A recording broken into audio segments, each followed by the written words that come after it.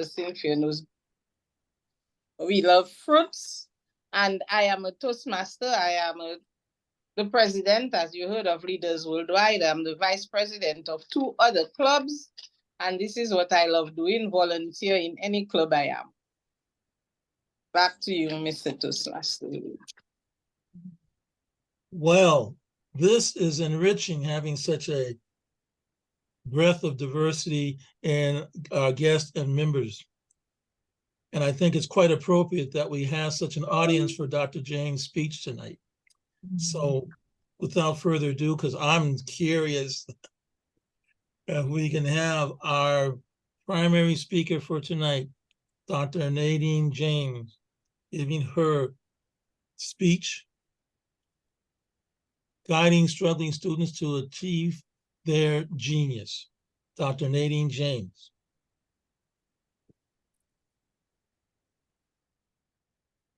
Good evening, good morning, good afternoon, wherever you are in this world.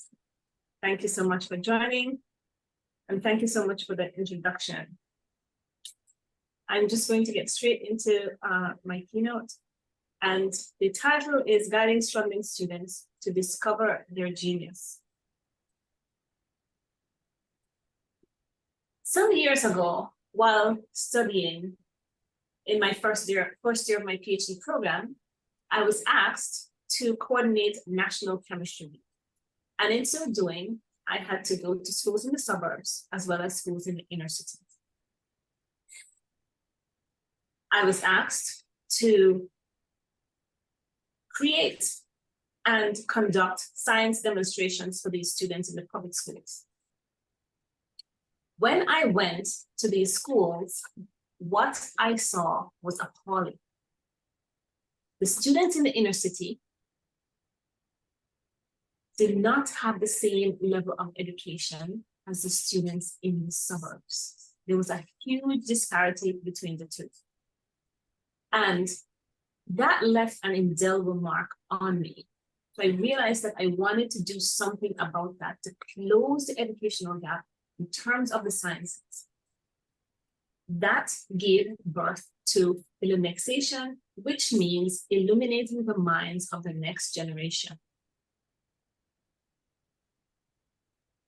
In 2015, President Obama said, science is more than a school project, or the periodic table, or the properties of waves. It is an approach to the world, a critical way to understand and explore and engage with the world, and then have the capacity to change that world and to share the accumulated knowledge. At Illumination, we have a goal to illuminate the minds of the next generation of students, enabling them to recognize their true potential and excel.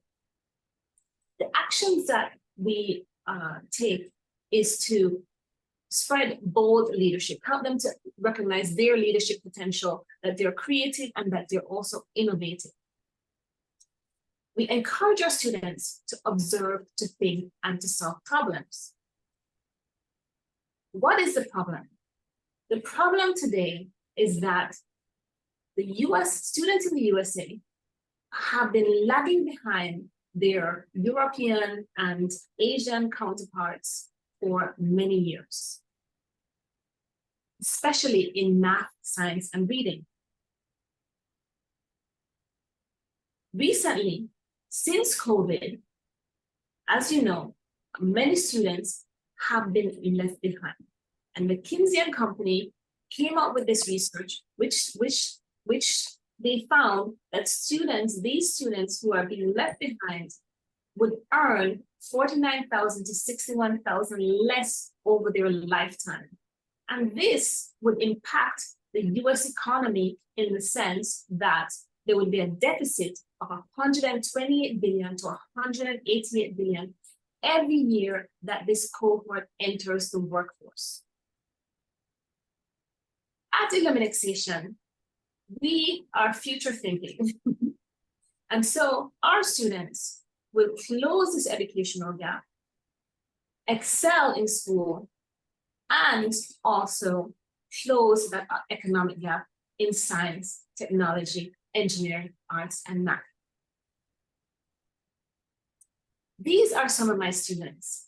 Meet Allende from Trinidad. He's 9 years old. And this is Allende's sister, Amaya, also from Trinidad. Meet Geneva, her mom and her brother from Trinidad. And these are some of my students from Kenya. These two little boys here are some of my students from Jamaica.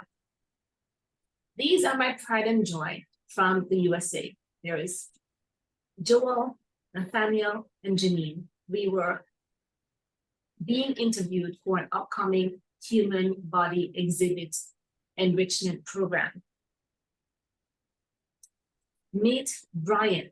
Brian is one of my students who recently won a 4-year prestigious award, POSSE scholarship for DePaul University.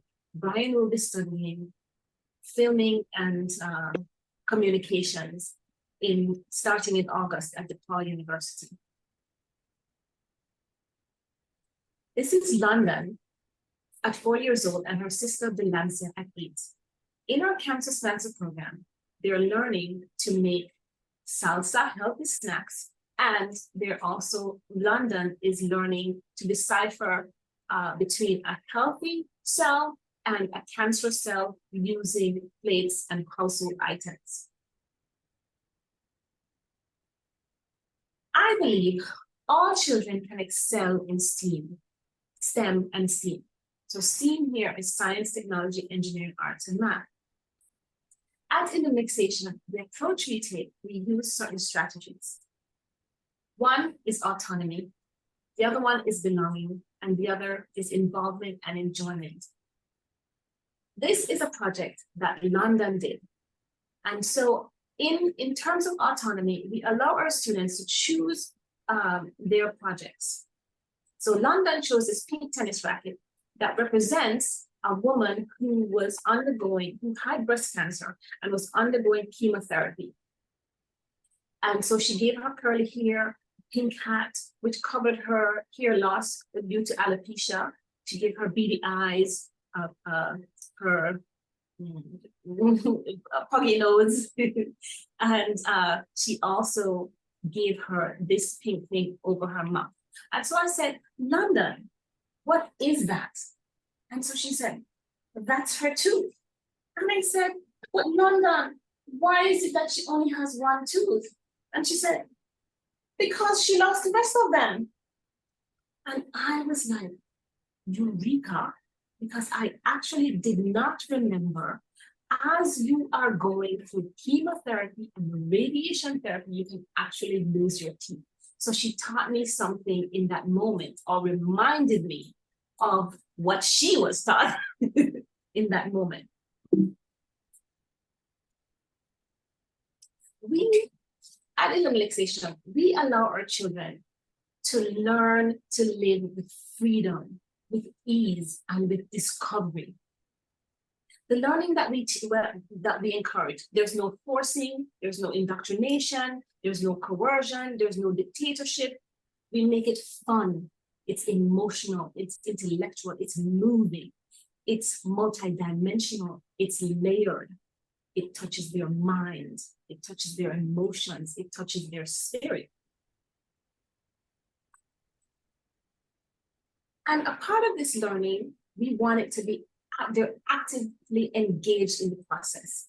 Because we know when students are actively engaged in the process, there's deep concentration. And that deep concentration comes when they are listening keenly as someone is speaking, they are writing, making notes as somebody is reading, they're writing, and vice versa. And how do we test for that? As we are teaching them, we are pulling out the information by asking them questions to see if they're really listening. There are 6 principles that we encourage in our programs. These are challenge, explanation, modeling, practice, feedback, and questioning. So in terms of challenge, we give our students work that makes them struggle a little bit. Why? Because we want to take them to a higher level of expectancy of what they can accomplish. In terms of explanation, we take complex concepts and break it down into tiny, concrete, understandable bits. And in terms of modeling, we have our students demonstrate their understanding of what it is that they were taught by creative application. And how does that creative application come in? That creative application comes in through art. In terms of practice, we deliberately engage our students in the right practice or the correct practice of what they were taught, so it becomes embedded in their long-term memory. And in terms of feedback, we encourage a 360 feedback where our students will give us feedback about, basically about how to teach them. And we give them feedback about how they should learn, right? And in terms of questioning, this is an avenue through which we deliberately allow them to delve into a deeper thought process and ask questions. So, we know that they're thinking about what it is that we're teaching them. And I should say this, even though we allow them to ask the questions, it doesn't mean that we're going to answer the questions for them. We help them to recognize that they actually have the answers within them by pulling the answers out of them and asking them questions, and then pulling the answers out of them. Sometimes we answer the question straight. In the summer of 2017, I met Joel and his sister Janine as they participated in the human body exhibit cohort. Well, my first impression of Joel was that he was shy, he was quiet, well-mannered, he was an average student at the time. But what I saw in Joel was that latent potential. As Joel continued through the Illumination program, Joel transformed in that his shyness, he became confident. He was quiet, but he was willing to answer questions. He became willing to answer questions. He became more of a team player and a leader. So his leadership skills was being honed. He was no longer an average student, that's for sure. Joel, at 13 years old, as he chose his projects, he didn't choose a middle school project or a high school project. Joel, he didn't choose an undergraduate level college project, but at 13 years old, Joel chose to do a university master's level clinical research project. And so Joel told us about immune systems, specifically human immunodeficiency virus and acquired immunodeficiency virus, HIV/AIDS. He told us what it was. He told us how it was spread.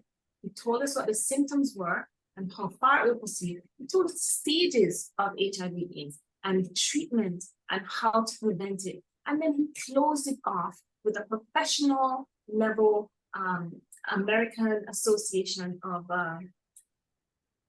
APA. So it's American Psychological Association reference format that is predominantly used by doctors and nurses and researchers.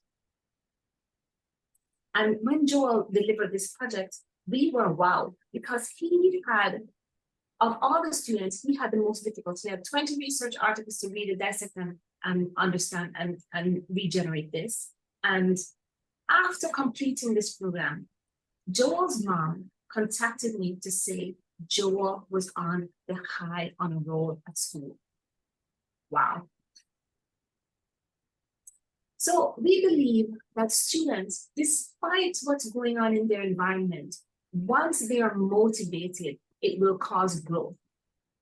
Particularly if there's intrinsic motivation, we know this intrinsic motivation will cause increased learning, which will cause them to want to increase success when they see their grades enhancing to A's. It brings the positive emotion, they want more, they're excited, and so it perpetuates that cycle. And so that's what we encourage at Illumination. In 2019, Joel continued in our programs and did several projects. He participated in the summer trips to the museums, the Cancer Science Art exhibit, where he learned the characteristics of cancer, the risk factors, prevalence, diagnosis, treatment, prevention, and proper nutrition. So while Joel was going through the program, we were showing them cancer cells, the difference between cancer cells and normal cells, with the microscopes. And Joel had decided, as he was going through the program, chosen that he wanted to become a pathologist. And his sister had decided that she wanted to become a nurse practitioner. Now, in February of last year, Joel's mom sent me this picture showing me that Joel he was the only student in his school district who had received an award from the U.S. National College Board for outstanding performance in the district. I was wowed, I was happy, I was elated, but I was not surprised. At Illumination, we try to reinforce and sustain change by steering our children, steering them towards STEAM careers. So careers in science, technology, engineering, arts, and math. Why? Because there's currently a deficit. And we particularly steer them towards careers in healthcare. Joel graduated in June of 2022, and he's now, I proudly say, pursuing a healthcare professional career, but he's doing a Bachelor's of Science in Nursing. Now, Joel, before COVID, had said he wanted to become a pathologist. Since COVID, Joel's father had gotten long COVID and had to retire. So Joel now feels he has like a responsibility to his family. So he chose a career to do a Bachelor's of Science in Nursing because he wants to finish studies earlier so he can start working earlier to help his family. Observing Joel take ownership of his education has motivated me to just do what matters, to decide what matters, and to deliver to others what matters. Ultimately, to help my students on a global scale to discover their brilliance. So at Illumination, we create transcendent lifelong learners who are passionate about pursuing STEAM careers, particularly as healthcare professionals. Why? Because we know that helping them from early and steering them towards these careers will help them to earn that 49,000 to 61,000 more, and also help to close the gap in terms of the GDP, in terms of that 128 billion to 188 billion, it will help to close that gap. These are some of my other students. Meet Celicia. I worked with her when she was an LPN, she eventually got her associates in RN, and then she went back to get a Bachelor's of Science in Nursing. And in last year, or 2021, she graduated with a President's Honor and was promoted on the job last year to Patient Care Coordinator. This is Brian again. He is heading to DePaul University on a full scholarship. I'm so proud of him. And this is Justin. Justin also has a 4.0 GPA, and Justin will be starting computer science at Newman College come August. So I'm seeking your partnership to amplify our impact. And so I'm asking you to join us to create a legacy for students, or African and our Caribbean and our American students. I forgot to put American here, I'm sorry, or USA students. To help us to create that legacy.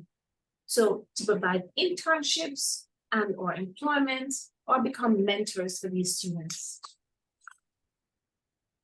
And so here, thank you very much. Thank you so much for listening. Here are a few pictures from the recent conference and the award that I received. Thank you so much. I'm grateful for the opportunity to speak to you tonight. Questions?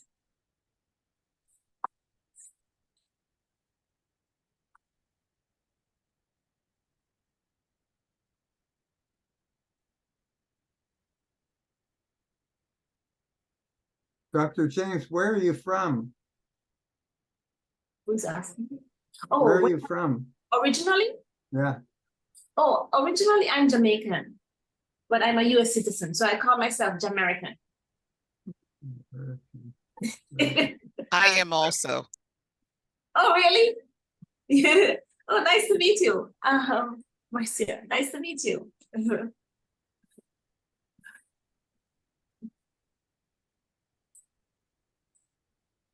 Yes, You calling on me? yes. Okay. Your speech presentation was great and very inspirational. Mhm. As someone who has actually worked in the healthcare field many years and tried to get interest in getting students at younger ages interested in such a field, not just for the economy. I mean, there are well-paying jobs, but also there is the factor that, practically speaking, if a place geographically doesn't have trained staff, they will seek that trained staff from elsewhere in the world. And it's not pretty seeing brain drain and poaching from other countries when it could be developed within one's own borders. So I really, really appreciate the ideas generated by your program and the proposals, since everybody would have a win-win in terms of the students going through such a program, having an interest in developing careers in healthcare, science, and technology. Yes, yes, that's true. I have found as well. I mean, yes, even though I'm from Jamaica, I have seen, like, especially in my time undergrad, graduate school, that most of the positions that not only underserved or minority students or most of the positions that those children could go into, they're not being trained for it. And so they import, they import all these students from other countries on visas to cover those jobs. And so I feel like if we have students here, why not train them and prepare them for these positions versus going outside, I mean, nothing is wrong with going outside, but I just say that, there's that gap. So why not do something about closing the gap? Yeah. I have been notified of our timing on the meeting, and if you have an evaluative comment that you would like to share with Dr. James on her presentation, please submit that to her in the chat.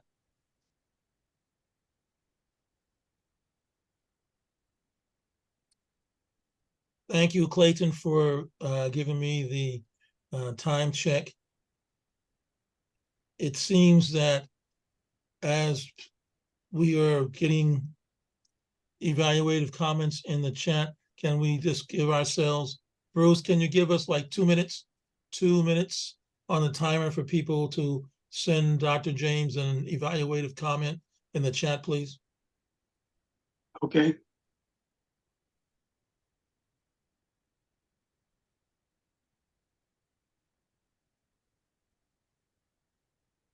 While that's happening, Dr. James, I again would also just like to say I appreciated the emphasis is on 21st century skills. I think that's something that gets a little overlooked sometimes when people mention particular skills or qualifications to do the job. We are entering the first third of the 21st century. And I think it's important that we continue to mention and stress we have to build for the future. We cannot look toward the past in terms of what we've done before or how it was done. And so I definitely like that there is that emphasis on the 21st century skills. Yeah, and they're our future. They're our future leaders. So we have to do something to make sure that they're ready to lead on. So yes, thank you. Is that time, Bruce? That's 1 minute. 1 minute, okay. Cynthia, at the end of our 2-minute time frame, I am going to actually call on Weston to get her team together, and at that point, we will have you give the evaluation when she calls on you. So just giving everyone a heads up here.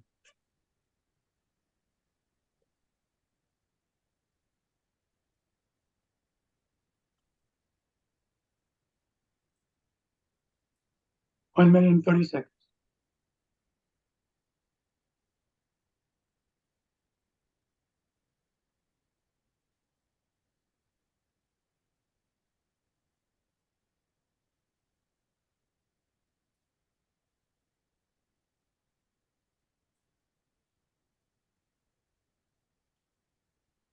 Two minutes.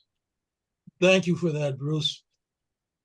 If you have not finished doing so, you can still share your comment with Dr. James in the chat. However, I will call on our general evaluator, Weston Sahai, to come forward and have members of her team come forward.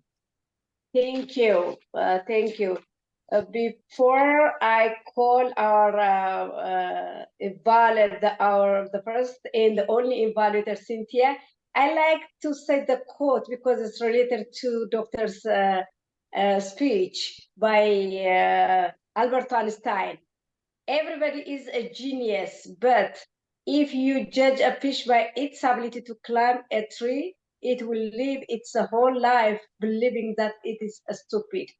So everybody, all students are genius. That's why you tell them to climb their own tree. That you help them. And thank you, doctor. And Cynthia, can you give us her evaluation, please? Sure. Thank you, Wesson. Wow, wow, wow, wow, wow, wow, wow. I have heard this speech many times, but it's just so impactful. And the way you give it, it's so passionate. You really feel your heart coming through for these children and for your mission. And it's very inspiring. It's very motivating. It makes us feel like we want to join in and make a difference with these kids. Because you really are. I loved it. And your slides are very engaging. You didn't use them like a barrier where we couldn't see you or feel you because you were focused on the slides only. That was really great. What I would say though is that with the slides, I think you could be more interactive with them. For example, when you were showing Joel and he was with 5 or 6 students, you could point to him either with your mouse, if that will show, or maybe you could have a circle around him or a star or something to let us know this is Joel. especially because we can note how he was dressed in that first slide, kind of like an average middle schooler. He had a, jean t-shirt on and jeans and just average. But then in the second picture, you could also point him out. He was in the center of everyone. He was dressed in a suit. He was really taking charge and stepped up his game. So you could see that his persona changed, not just his knowledge. And I'd like to really challenge you with this. I love TED Talks, and I definitely think this is a TED Talk. And I see agreement from our president here. Yes, and Clay. Awesome. And your idea we're spreading, because TED Talks are about an idea we're spreading, you need to make that a little more clear if you're going to make it a TED Talk. So if you could hone it so your message is very clear on an idea we're spreading, then that would make this just a tremendous TED Talk. So I'm looking forward to seeing where it evolves to next. Thank you very much. Back to you, Madam General Evaluator. Thank you, Cynthia. Thank you so much. Our grammarian, can you give us the grammarian report, Mr. Mike? Thank you. Sorry, I forgot to use the word of the day. Thank you, Madam General Evaluator. Before I give my report, I just want to say something to Marcia, that almost 30 years ago, I lived in Dunwoody, Georgia, on Springfield Drive, and I was a member of the Dunwoody Toastmasters. So I have fond memories of Georgia and Atlanta, people from all over the world. It was a wonderful place. And I grew up in the 60s and I love Motown. So I always think of Georgia and the Midnight Train to Georgia by Gladys Knight and Pitt. Wonderful. Anyway. I'm glad you have Georgia on your mind. That's right. I loved it there. I was a vegan in California. When I got to Georgia, I ate pulled pork sandwiches and I drank Coca-Cola. And you're in Atlanta if the directions include a Peachtree Street and a turn at Waffle House. Oh my goodness. Okay, so let's see, Nadine. I had 5 ahs and 7 ums. Most of those were in your comments after your formal speech. So I want to invite you to join Vision Master so you can practice that. Wesson, I had 3 ahs. And one of my assignments on Grammarian is to look for gems, look for outstanding thoughts or phrases. And Nadine, I like when you say close the education gap. What I saw in Joel was latent potential. Ultimately help students discover their brilliance. And Justin has a 4.0 GPA. I loved all those comments. And Kawaza, I liked your comment about we have to build for the future. Back to you, Madam General Evaluator. Thank you so much, Mr. Grammarian. Time report, please, Mr. J. Bruce Taylor. Can you give us?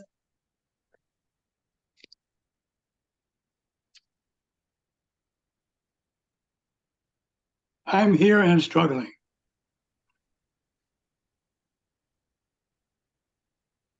I have the times, I recorded them, and I put them someplace, and I don't know where I put them.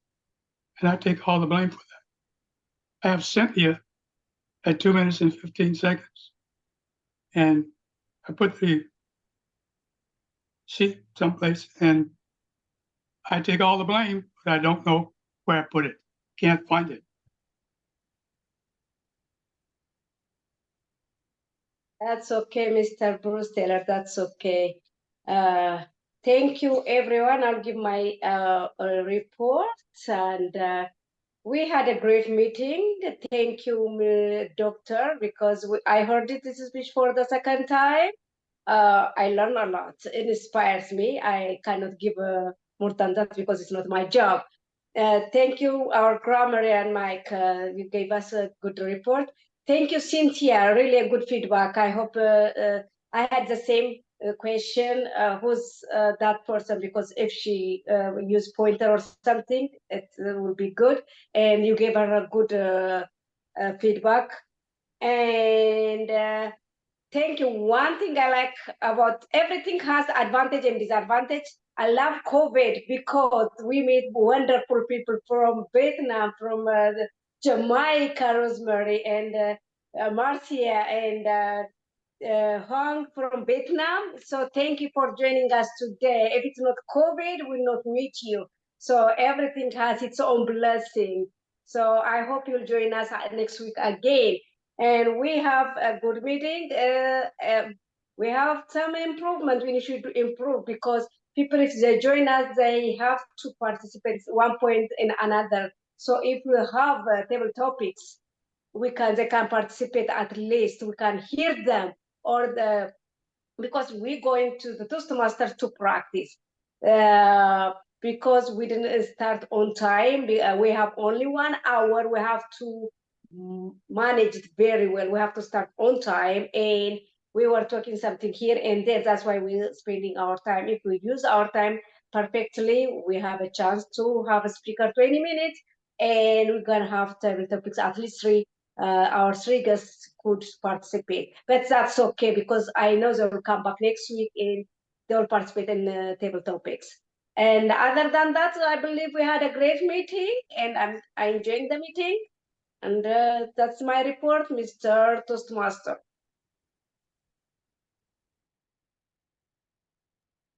Thank you very much for that report, Weston.